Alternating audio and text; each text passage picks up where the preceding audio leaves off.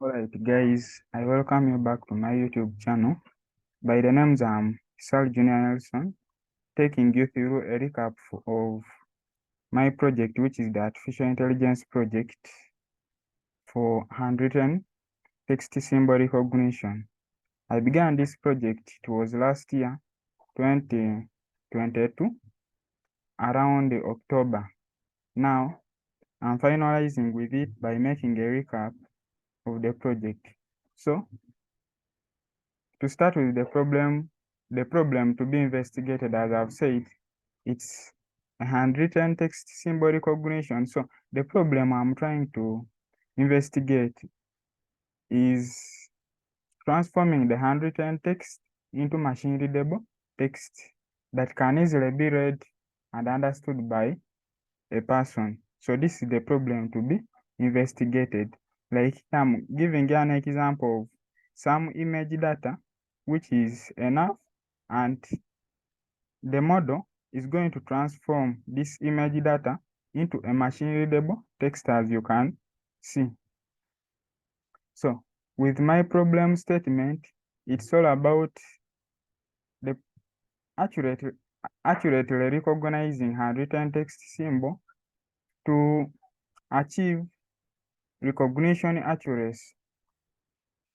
So here, I'm going to actually recognize the handwritten text symbol, but the main objective is to achieve high recognition accuracy, as I showed you in the previous slide. So with my dataset description, it's first of all, it's a total text dataset that I'm using, which is a collection of multiple images. There are over 3,000 images. So the dataset is all that big. And the reason as to why I'm using such a dataset, first of all, is to build, the goal is to build a robust and capable model that will be able to accurately recognize a wide range of handwritten text symbol. And that's the reason as to why my dataset is large enough, meaning I'll have multiple images to make my samples from, while training, testing, or doing anything to my dataset. So the background and accountability. So the project is based on computer vision. What I mean by computer vision, it's just a field in artificial intelligence. It's just a field in artificial intelligence, which is dealing with multiple data, like my data, like you're training a model based on some data, of which my data is coming from the total text data set, which is on my Kaggle account. So to the learning techniques I'm using, supervised and unsupervised learning techniques. With supervised learning techniques, I'll be using labeled data, and unsupervised learning techniques, my data will not be labeled. So these are some of the research objectives: to develop an AI model that can accurately recognize symbols in handwritten text, to evaluate the performance of different AI models, to explore the limitations of the existing techniques, which they are the supervised and unsupervised learning techniques, then to highlight the importance of AI accountability and explainability, to investigate the potential of AI in recognizing handwritten text. So the methodology, first of all, I've talked about the two learning techniques I'm using, which are the supervised and unsupervised learning techniques, of which the supervised I'm using labeled data, and unsupervised I'm using unlabeled data. Then from here, I bring in the hyperparameter tuning, where I'm going to, remember my data set is big, so I need to do hyperparameter tuning to get out the samples of the data that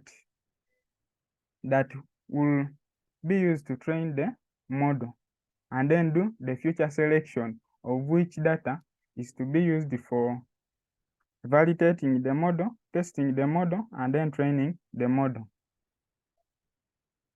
So But still in the methodology, the evaluation techniques that will be used on my data, they are recall, precision, accuracy, and F1 score. With the recall, first of all, with the recall, I'm simply looking at a ratio, or it's a portion of true positives to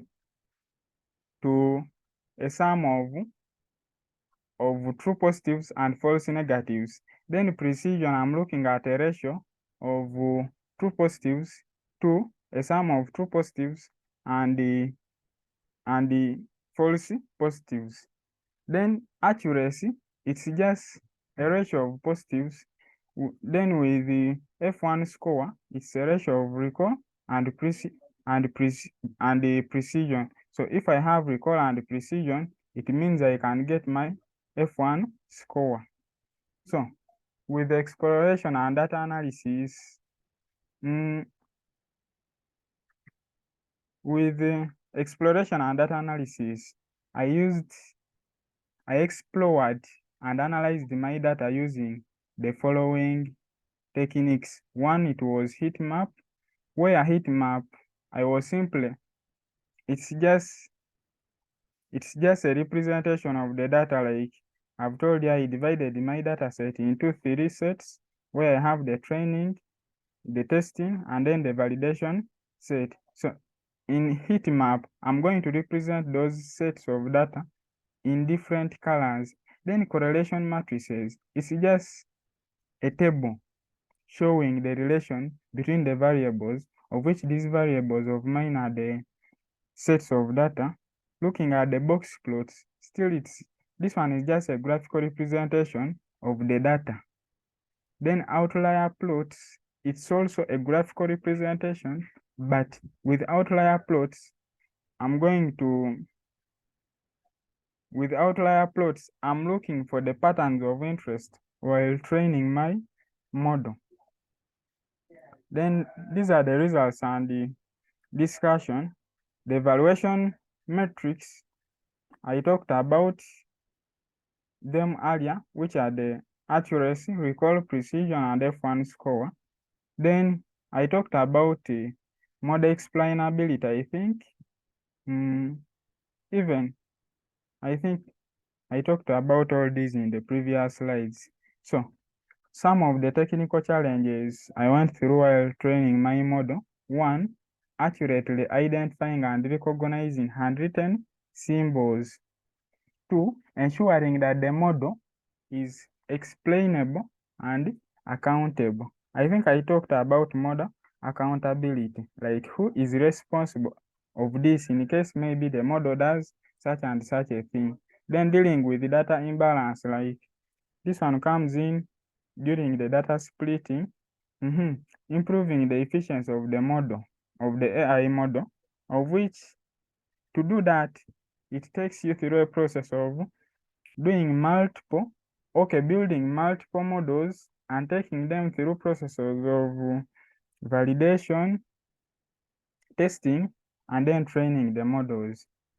So these are the links to my dataset and my source code from Kaggle. And with the conclusion and future works, I talked about the supervised and unsupervised as the learning techniques I used. I talked about the evaluation metrics, the accuracy, recall, precision, and F1 score. Yeah. So these are the references to my